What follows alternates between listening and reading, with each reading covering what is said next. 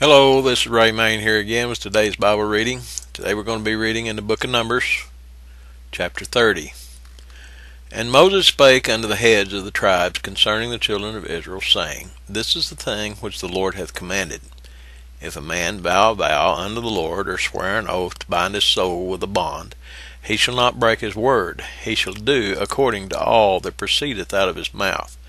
If a woman also vow a vow unto the Lord, and bind herself by a bond, being in her father's house in her youth, and her father hear her vow, and her bond wherewith she hath bound her soul, and her father shall hold his peace at her, then all her vows shall stand, and every bond wherewith she hath bound her soul shall stand.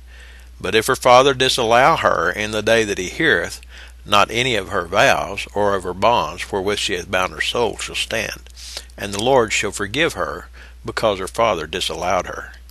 And if she had it all an husband, when she vowed or uttered aught out of her lips, wherewith she bound her soul, and her husband heard it, and held his peace at her in the day that he heard it, then her vow shall stand, and her bonds wherewith she bound her soul shall stand. But if her husband disallowed her on the day that he heard it, then he shall make her vow which she vowed, and that which she uttered with her lips, wherewith she bound her soul, of none effect, and the Lord shall forgive her. But every vow of a widow, and of her that is divorced, wherewith they have bound their souls, shall stand against her. And if she vowed in her husband's house, or bound her soul by a bond with an oath, and her husband heard it, and held his peace at her, and disallowed her not, then all her vows shall stand, and every bond wherewith she bound her soul shall stand.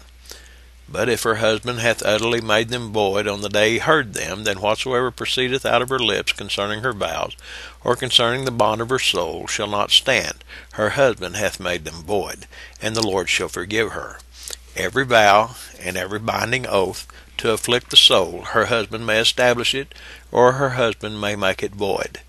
But if her husband altogether hold his peace at her from day to day, then he establisheth all her vows, or all her bonds, which are upon her. He confirmeth them, because he held his peace at her in the day that he heard them. But if he shall any ways make them void after that he hath heard them, then he shall bear her iniquity.